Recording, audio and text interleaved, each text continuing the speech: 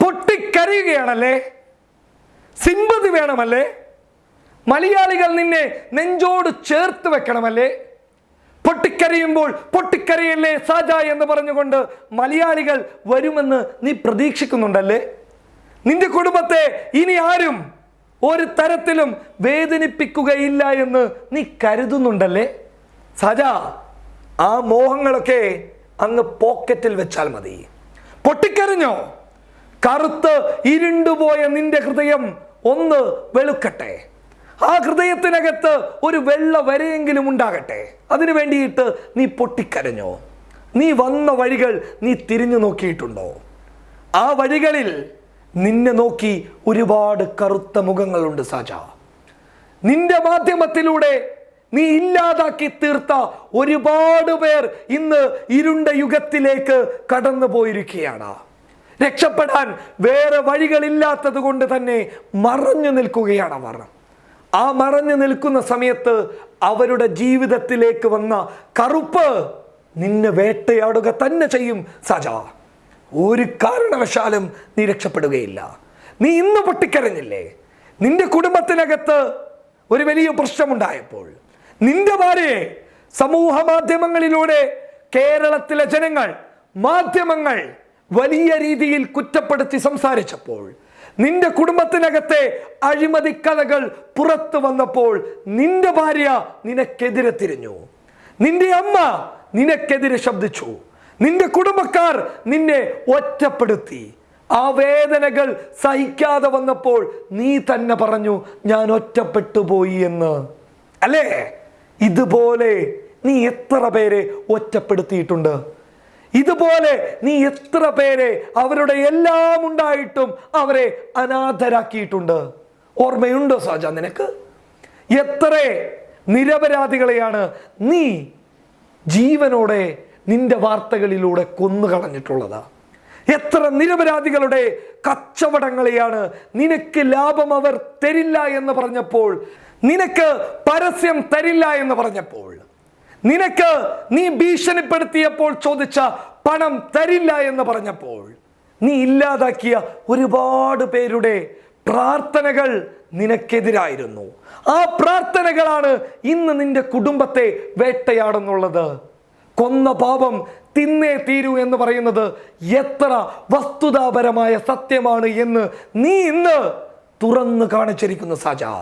പൊട്ടിക്കരഞ്ഞ് പറയുകയാണ്, എൻ്റെ കുടുംബത്തെ വേദനിപ്പിക്കരുത് എന്ന്. വേദനിപ്പിക്കും സാജ, കാരണം തെറ്റു ചെയ്തിട്ടുണ്ട്. നീയും നിന്റെ കുടുംബത്തിലെ ചിലരും തെറ്റു ചെയ്തിട്ടുണ്ട്.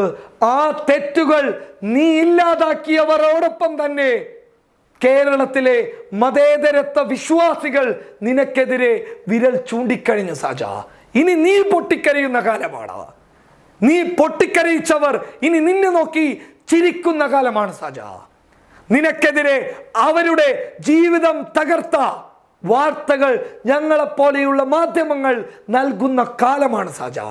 പൊട്ടിക്കരയാൻ നീ തുടങ്ങിക്കോളൂ. ആ പൊട്ടിക്കരച്ചൽ ചിലപ്പോൾ നിന്റെ ഹൃദയത്തിനകത്ത് എന്തെങ്കിലും ഒരു മാറ്റം ഉണ്ടാക്കുമെന്നുള്ള പ്രതീക്ഷ ഞങ്ങൾക്കുണ്ട്. ആ പ്രതീക്ഷയെ നീ ചിലപ്പോൾ അസ്ഥാനത്ത് കൊണ്ടുപോയി നിർത്തുമെന്നുള്ള ഒരു വിശ്വാസവും ഞങ്ങൾക്കുണ്ട്. അതുകൊണ്ട് തന്നെ പറയുകയാണ് സാജ, നീ വേദന അറിയണം, നീ നൊമ്പരങ്ങൾ അറിയണം, നീ പ്രതിസന്ധികൾ അറിയണം.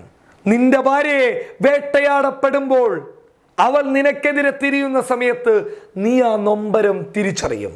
കാരണം ഞാൻ ഇന്നിതുവരെ നിന്റെ ഭാര്യക്കെതിരെ ഒരു തരത്തിലും നവമാധ്യമങ്ങളിലൂടെ വന്നിട്ടില്ല. മറിച്ച് പലരും വന്നുകൊണ്ടേയിരിക്കുന്നു. കാരണം അവരുടെയൊക്കെ പക്കൽ വസ്തുതാപരമായിട്ടുള്ള തെളിവുകൾ ഉള്ളത് കൊണ്ടായിരിക്കാം. അങ്ങനെ വരുമ്പോൾ, നീ വേട്ടയാടപ്പെടുമ്പോൾ, നീ വേദനിക്കുമ്പോൾ, നീ പൊട്ടിക്കരയുമ്പോൾ ഞാൻ സന്തോഷിക്കുകയാണ്. കാരണം ഞങ്ങളുടെ സഹപ്രവർത്തക ആര്യ ഉണ്ണികൃഷ്ണനെതിരെ നീ പറഞ്ഞ വാക്കുകൾ നീ മറന്നുപോയോ? എത്ര രൂക്ഷമായ രീതിയിലാണ് ആ പെൺകുട്ടിയെ നീ അവഹേളിച്ചത്. അവളെ പ്രസവിച്ച അമ്മ പോലും നാണിക്കുന്നുണ്ടാകുമെന്നല്ലേ നീ പറഞ്ഞത്? ഞാൻ തിരിച്ചു പറയുകയാണ് സാജ, നിന്നെ പ്രസവിച്ച, നിന്നെ നൊന്ത് പ്രസവിച്ച നിന്റെ അമ്മയാണ് സജ ഇന്ന് നിന്നെ ഓർത്ത് ലജ്ജിക്കുന്നത്, നിന്നെ ഓർത്ത് ഖേദിക്കുന്നത്, നിന്നെ ഓർത്ത് പുച്ഛിക്കുന്നത്. ദയവ് ചെയ്തിട്ട് ഇനിയെങ്കിലും നീ ആർക്കെതിരെയെങ്കിലും ഒന്നും പറയരുതെന്ന് പറയുന്നത് നിന്റെ അമ്മയാണ് സജ, അല്ലാതെ ഞങ്ങളുടെ സഹപ്രവർത്തക ആര്യ ഉണ്ണികൃഷ്ണന്റെ അമ്മയല്ല സജ. ഇതാണ് തിരിച്ചടി, ഇതാണ് നിനക്കെതിരെയുള്ള മഹാ തിരിച്ചടി. കാലം പഠിപ്പിച്ചു തരും സജ, നീ വന്ന വഴികൾ ശരിയല്ല എന്ന് നിന്നോടൊപ്പം തന്നെ നിന്റെ കുടുംബത്തെയും കാലം പഠിപ്പിച്ചു തരിക തന്നെ ചെയ്യും. സംഘപരിവാറിന്റെ ആസനം താങ്ങി കേന്ദ്ര സർക്കാരിന്റെ ആനുകൂല്യങ്ങൾ പിൻപറ്റി എന്തെങ്കിലും ഒരു നേട്ടം കൊയ്യാമെന്ന് പറഞ്ഞ് ഇരയാക്കപ്പെട്ട ജനങ്ങളോടൊപ്പം നിൽക്കാതെ വേട്ടക്കാരനോടൊപ്പം നിന്ന നിന്റെ ഈ മാധ്യമധർമ്മത്തെ കേരളത്തിലെ ജനങ്ങൾ മാത്രമല്ല ഇന്ത്യയിലെ ജനങ്ങൾ വലിച്ചെറിയുന്ന ദിവസം ഉടൻ തന്നെ ഉണ്ടാക്കും. News desk public Kerala.